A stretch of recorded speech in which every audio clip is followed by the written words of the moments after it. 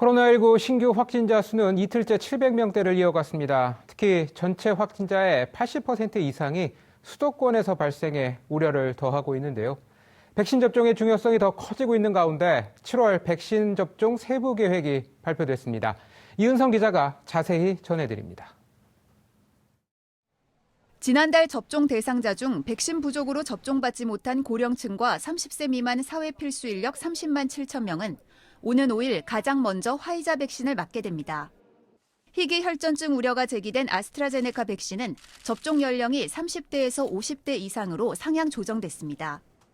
혈소판 감소성 혈전증 발생 현황 등을 반영해서 연령별로 이득과 위험을 분석한 결과를 검토해서 50대부터는 명백하게 위험보다는 이득이 높은 점을 감안하여 접종 권고 연령을 상향하기로.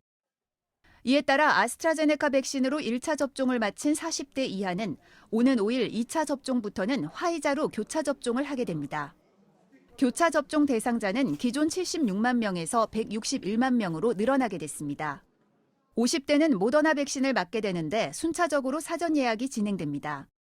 55세 이상은 12일부터 17일까지 사전 예약을 하고 26일부터 예방접종센터와 위탁의료기관에서 백신을 맞을 수 있습니다. 55세 미만은 19일부터 24일까지 예약을 받아 8월 9일부터 접종이 이뤄집니다. 고등학교 3학년 학생과 고등학교 교직원 64만 명은 오는 19일부터 학교별 일정에 따라 화이자 백신을 접종합니다. 다음 달에는 대입 수험생 15만 명에 대한 접종도 진행될 예정입니다. 어린이집과 유치원, 초중학교 교직원과 돌봄시설 종사자 112만 6천 명은 오는 28일부터 화이자 백신을 접종하고 입영 예정자 7만 명도 12일부터 백신을 맞을 수 있습니다. 철강, 자동차 등 일부 대규모 사업장은 이달 말부터 부속 의원에서 자체적으로 모더나 백신을 접종합니다.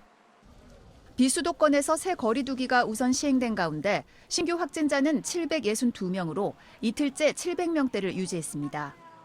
이 중 국내 발생이 712명으로 확진자의 85% 이상이 수도권에서 발생했습니다. 3차 대유행 이전인 지난해 11월 이후 최고치입니다.